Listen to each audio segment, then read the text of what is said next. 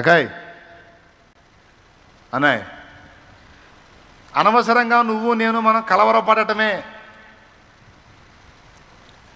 ఏది, నువ్వు ఏ సమస్యను ఎదుర్కొంటున్నా సరే మనం పడే కలవరాలన్నీ అనవసరమే. ఎందుకంటే క్రీస్తు యేసునందు ఏర్పరచబడిన మనకి మరణానంతర జీవితమే కాదు, మరణానికి ముందున్న జీవితంలో కూడా కావలసిన వాటన్నిటికీ అన్నీ ముందే సిద్ధపరచబడి ఉన్నాయి అనేది దేవుని వాక్యం. ఇప్పుడు ఉదాహరణకి దావీదు పుట్టకముందే దావీదుకి ఇశ్రాయేలు సింహాసనాన్ని సిద్ధం చేశాడు. తెలుసా మీకు? సౌలు రాజు పరిపాలన మొదలుపెట్టి 2వ సంవత్సరంలోనే సమూయేలు చెప్పాడు, దేవుడు తన చిత్తానుసారమైన మనస్సు గల యొక్కని కనుగొన్నాడని. అప్పటికి దావీదు పుట్టలేదు. దావీదు పుట్టల, ఇంకా 8 ఏళ్ల తర్వాత పుడతాడు దావీదు. పుట్టి పెద్దవాడు కావాలి. మొత్తం సౌలు ఇశ్రాయేలు ఏలిన కాలం 40 సంవత్సరాలు. మొత్తం సౌలు ఇశ్రాయేలు ఏలిన కాలం 40 సంవత్సరాలు.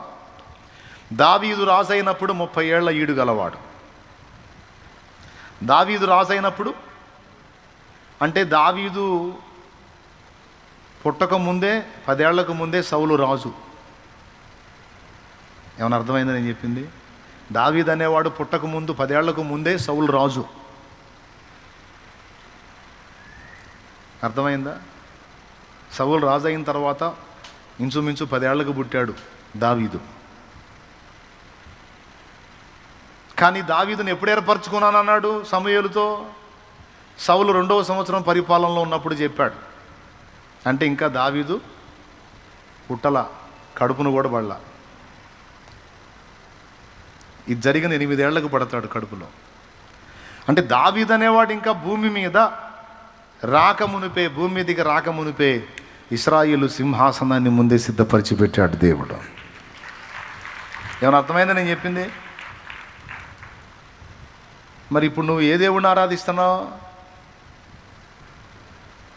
ఏ దేవుడిని ఆరాధిస్తున్నావు?